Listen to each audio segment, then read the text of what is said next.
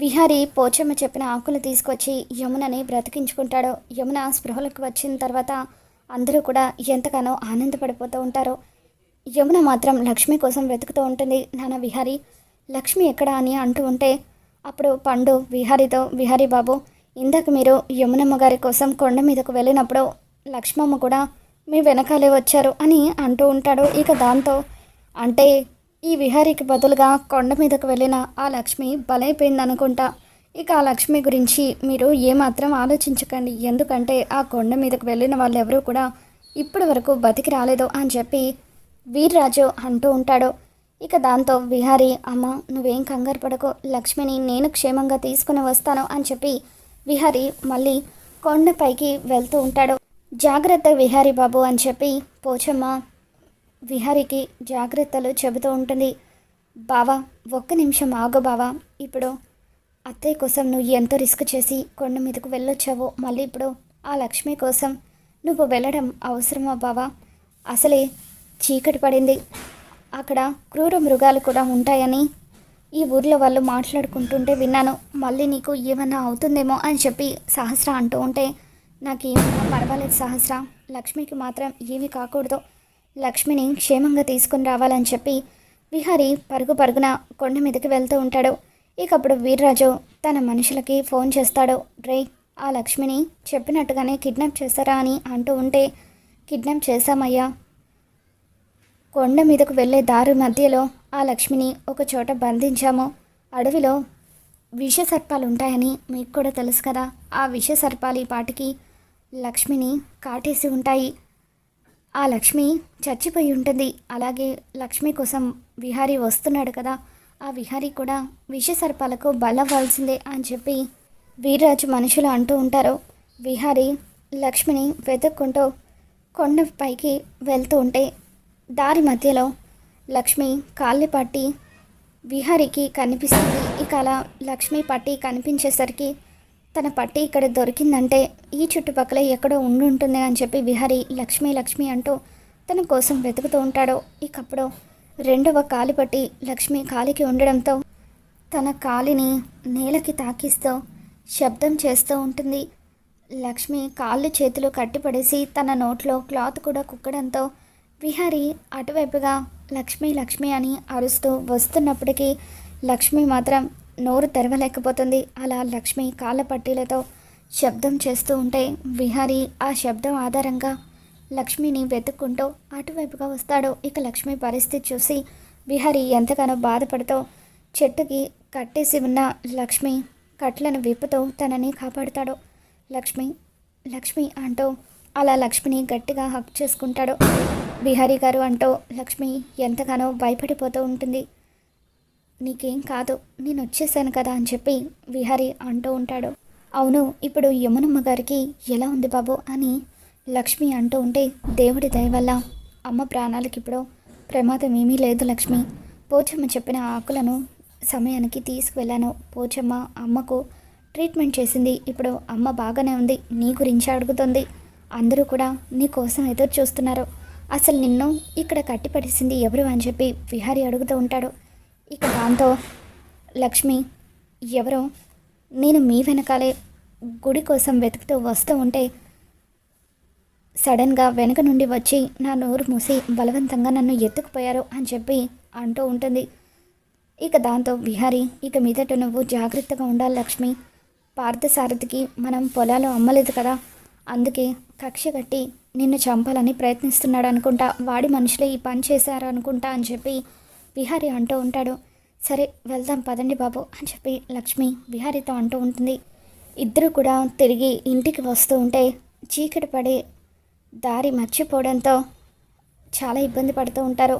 అప్పుడు విహారీ లక్ష్మితో, లక్ష్మి చీకటి పడిపోయింది, దారి కూడా గుర్తులేదు కదా, రేపు తెల్లవారిన తర్వాత మనం ఇంటికి వెళ్దాము, అప్పటి వరకు ఇక్కడే ఉందాం అని అంటూ ఉంటే, ఇక్కడ విహారీ బాబు ఇది చాలా ప్రమాదకరమైన చోటు అన్నారు అని లక్ష్మి అంటూ ఉంటుంది. పర్వాలేదు లక్ష్మి, మనకి ఆ దేవుడు అండగా ఉన్నాడు అని చెప్పి విహారీ అంటూ ఉంటాడు. ఇక దాంతో విహారీ లక్ష్మి ఇద్దరు కూడా రాత్రంతా కూడా ఆ కొండ మీదే ఉంటారు.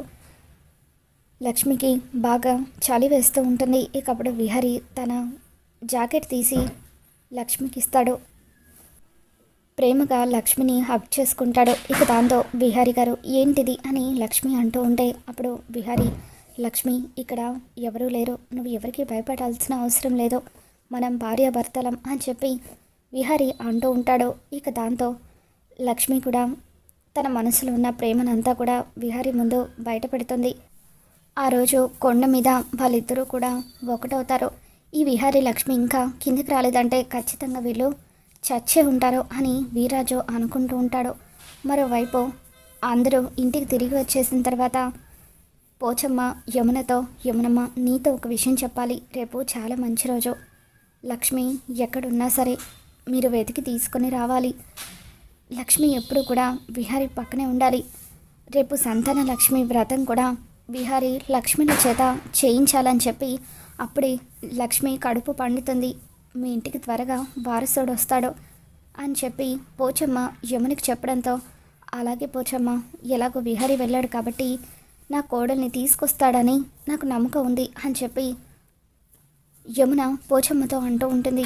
మరోవైపు పద్మాక్షి ఎట్టి పరిస్థితులను ఆ లక్ష్మి ప్రాణాలతో ఉండడానికి వీల్లేదు, విహారీ ఒక్కడే తిరిగి రావాలి అని కోరుకుంటూ ఉంటుంది. విహారీ లక్ష్మి ఇద్దరు కూడా ఉదయాన్నే ఇంటికి తిరిగి వస్తారు. ఇక దాంతో పద్మాక్షి ఇది చచ్చి ఉంటుందనుకుంటే ఇంటికి క్షేమంగా వచ్చింది అని అనుకుంటూ ఉంటుంది. ఎలాగైనా సరే సహస్ర విహారీల చేత సంతాన లక్ష్మి వ్రతం చేయించాలని చెప్పి పద్మాక్షి అనుకుంటుంది. అందుకు ఏర్పాట్లు కూడా చేయిస్తూ ఉంటుంది. సహస్రకు పిల్లలు పుట్టరని నాకు తెలుసు, కానీ ఏదైనా అద్భుతం జరిగి దాని కడుపు పండితే బాగుంటుందని ఒక ఆశ అని చెప్పి పద్మాక్షి ఏర్పాట్లన్నీ కూడా చేస్తూ ఉంటుంది. ఇక దాంతో యమున ఆ ఏర్పాట్లను చూసి, ఏంటి వదిన, ఏం చేస్తున్నారు, ఏంటి ఏర్పాట్లు అని అడుగుతూ ఉంటే, ఈరోజు చాలా మంచి రోజట, అందుకే విహారీ సహస్రల చేత సంతాన లక్ష్మి వ్రతం చేయించాలని ఈ ఏర్పాట్లన్నీ చేశాను అని చెప్పి పద్మాక్షి అంటూ ఉంటుంది. ఇక దాంతో యమున పోచమ్మ చెప్పిన విషయాలను గుర్తు చేసుకుంటుంది. ఎట్టి పరిస్థితుల్లోనూ సహస్ర చేత ఈ వ్రతం చేయించకూడదు, నా కోడలు లక్ష్మి మాత్రమే విహారీ పక్కన కూర్చొని వ్రతం చేయాలని చెప్పి యమున అనుకుంటుంది. ఈ వ్రతాన్ని ఎలా చెడగొట్టాలి అని యమున ఆలోచిస్తూ ఉంటుంది. తల్లి, అంతా నీదే భారం, ఎలాగైనా సరే నా కోడలు లక్ష్మి చేతనే ఈ వ్రతం చేయించేలాగా నువ్వే చూడాలి అని చెప్పి పద్మాక్షి అమ్మవారిని వేడుకుంటూ ఉంటుంది. ఇక ఎప్పుడైతే పద్మాక్షి వ్రతాన్ని మొదలుపెట్టి లక్ష్మి విహారీలను జంటగా వ్రతంలో కూర్చోబెడుతుందో, ఇక అప్పుడు విహారీ ఈ వ్రతం నుండి ఎలా తప్పించుకోవాలని ఆలోచిస్తూ ఉండగా పీటల మీద కూర్చొని ఉన్న సహస్రకు కడుపు నొప్పి మొదలవుతుంది. ఈ కడుపు నొప్పి నేను తట్టుకోలేకపోతున్నాను, విపరీతంగా వస్తుంది, నేనిక పీటల మీద కూర్చోలేను అని చెప్పి సహస్ర అంటూ ఉంటుంది. ఇక దాంతో నేను వెళ్ళి డాక్టర్ని పిలుచుకొస్తాను అని చెప్పి విహారీ డాక్టర్ని తీసుకొని వస్తాడు. ఇప్పుడు డాక్టర్ నా కూతుర్ని చెక్ చేసి దానికి పిల్లలు పుట్టారన్న నిజాన్ని బయట పెడుతుందేమో అని పద్మాక్షి కంగారు పడిపోతూ ఉంటుంది. ఇక డాక్టర్ సహస్రాన్ని చెక్ చేసిన తర్వాత, నువ్వు టాబ్లెట్ సరిగ్గా వేసుకోవడం లేదా అమ్మా, నీకు గర్భసంచి తీసేశారు కదా, యాంటీబయాటిక్స్ కొద్ది రోజులు వాడాలి, లేకపోతే ఇన్ఫెక్షన్ అవుతుంది అని డాక్టర్ అంటూ ఉంటారు. ఇక దాంతో ఇంట్లో అందరూ ఒక్కసారిగా షాక్ అవుతూ ఉంటారు. ఏంటి డాక్టర్ మీరు అనేది, నా మనవరాలకి గర్భసంచి తీసేయడం ఏంటి అని కాదంబరి అడుగుతూ ఉంటుంది. ఇక దాంతో నేను చెప్పేది నిజమమ్మా, ఈ అమ్మాయికి గర్భసంచి లేదు, ఇకపై ఈ అమ్మాయికి పిల్లలు పుట్టరు అని డాక్టర్ చెప్పడంతో ఇకప్పుడు ఇంట్లో అందరూ ఒక్కసారిగా షాక్ అవుతూ ఉంటారు. ఇందుకేనా లక్ష్మి చేతనే సంతాన లక్ష్మి వ్రతం చేయించమని పోచమ్మ అలా చెప్పింది అని యమునమ్మ ఆలోచిస్తూ ఉంటుంది. ఎలాగైనా సరే నా కోడలు లక్ష్మి చేతనే వ్రతం చేయించాలి, అప్పుడే ఈ ఇంటికి ఒక వారసుడు వస్తాడు అని చెప్పి యమున నిర్ణయించుకుంటుంది. కాదంబరి ఎంతగానో బాధపడతావు, నా కొడుకు మళ్ళీ ఈ ఇంట్లో అడుగు పెడతాడేమోనని ఎంతగానో ఆశపడ్డాను, అటువంటిది నా మనవరాలకి అసలు పిల్లలే పుట్టరా, ఏంటి భగవంతుడా ఈ శిక్ష అని చెప్పి అంటూ ఉంటే, ఇక అప్పుడు సహస్ర ఎంతగానో ఏడుస్తూ, అమ్మా నాకు ఇకపై పిల్లలు పుట్టరా అమ్మా? అటువంటప్పుడు ఈ జీవితం నాకొద్దు, నేను చచ్చిపోతాను అని సహస్ర ఏడుస్తూ ఉంటుంది. వద్దు సహస్ర, నువ్వు ఇలా బాధపడతావని ఇప్పటి వరకు ఈ నిజాన్ని నీ దగ్గర దాచిపెట్టాను. ఏదో ఒకటి చేసి నీకు పిల్లలు పుట్టేలాగా నేను చేస్తాను, అలా అని నీకు మాటిస్తున్నాను అని చెప్పి పద్మాక్షి సహస్రతో అంటూ ఉంటుంది. మరోవైపు యమున విహారీ మనం ఒక చోటుకి వెళ్ళాలంటూ విహారీని బయటకు తీసుకొని వెళ్తూ లక్ష్మితో, లక్ష్మి కొద్దిసేపటి తర్వాత నువ్వు కూడా గుడికి రాని అంటూ ఉంటుంది. అలా లక్ష్మి విహారీలను యమున గుడికి తీసుకొని వెళ్తుంది. ఇక అక్కడ పోచమ్మ పూజకు అన్ని ఏర్పాట్లు చేశాను యమునమ్మ అని అంటూ ఉంటే అప్పుడు యమున విహారీని లక్ష్మిని పీటల మీద కూర్చోమని చెబుతూ ఉంటుంది. అమ్మ ఏంటిది అని విహారీ అంటూ ఉంటాడు. లక్ష్మిని భార్య అన్న విషయం నాకు తెలుసురా, అందుకే మీ ఇద్దరిని ఒకటిగా ఉంచడానికే ఇలా ఎవరికి తెలియకుండా మీ చేత సంతాన లక్ష్మి వ్రతం చేయిస్తున్నాను. ఆ అమ్మవారి దయ వల్ల త్వరలో లక్ష్మి కడుపు పండాలి, ఈ ఇంట్లో ఒక వారసుడు పుట్టాలి అని చెప్పి యమున అంటూ ఉంటుంది. ఇక దాంతో యమున మాటలు విన్న తర్వాత విహారీ ఆనందంతో యమునని హక్ చేసుకొని, అమ్మ ఇన్ని రోజులు ఈ నిజాన్ని బయట పెట్టలేక ఎవరితోనూ చెప్పుకోలేక ఎంత నరకం అనుభవించానో నాకు మాత్రమే తెలుసు. నిజంగా ఇప్పుడు నా గుండెల్లో ఉన్న భారం అంతా కూడా తీరిపోయింది.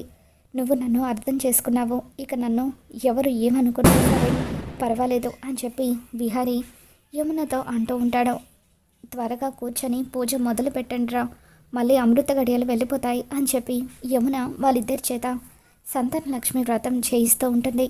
మరి రాబోతున్న ఎపిసోడ్లో ఏం జరగబోతుందో మళ్ళీ మన ఛానల్లో తెలుసుకుందాం. ఈ వీడియో మీకు నచ్చినట్లయితే తప్పకుండా లైక్ చేయండి.